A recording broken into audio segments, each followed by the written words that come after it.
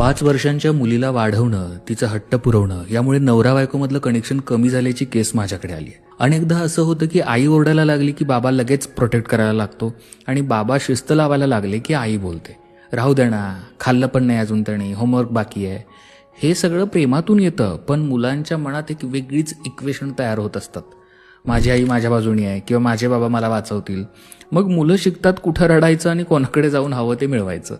समस्या शिस्तीची नाही आहे, समस्या आहे पालकांमध्ये एक व्हॉइस नसण्याची. आई काहीतरी वेगळं सांगते, बाबा काहीतरी उलटं सांगतात आणि मग मुलं समजतात इथले नियम स्थिर नाहीत, ते फक्त आपल्या सोयीनुसार वापरले जातात. असंही असतं की मुलगी असली तर बाबाचं हृदय मऊ होतं आणि मुलगा असला तर आई प्रोटेक्ट करते.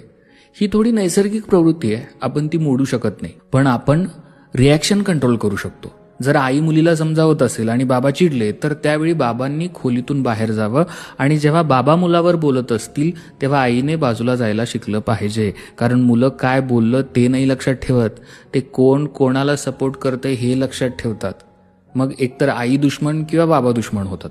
पालक होणं म्हणजे एकानं रागावणं आणि दुसऱ्याने वाचवणं नाही, पालक होणं म्हणजे दोघांनी मिळून एकच भूमिका घेणं. लक्षात घ्या, तुम्ही दोघं एकमेकांसमोर नाही आहे, तुम्ही दोघं मुलांसमोर एकत्र आहात. कारण हल्ली मुलांना सगळं कळतं. तो एक इंडिपेंडंट माइंड आहे, तुमच्या पोटातून जन्माला आलेला आहे, त्यामुळे त्याची इंटेलिजन्स कमी नसणार आहे, कदाचित ती तुमच्यापेक्षा जास्त असते. आणि ते मूल हे सगळं ऑब्झर्व करत असतं. आई आणि बाबा विचारात वेगळे असू शकतात, पण निर्णयात एक होणं गरजेचं आहे. नाहीतर मुलं कधी ऐकणं शिकत नाहीत, ते फक्त चूज करणं शिकतात, कोणत्या पालकाकडे जायचं.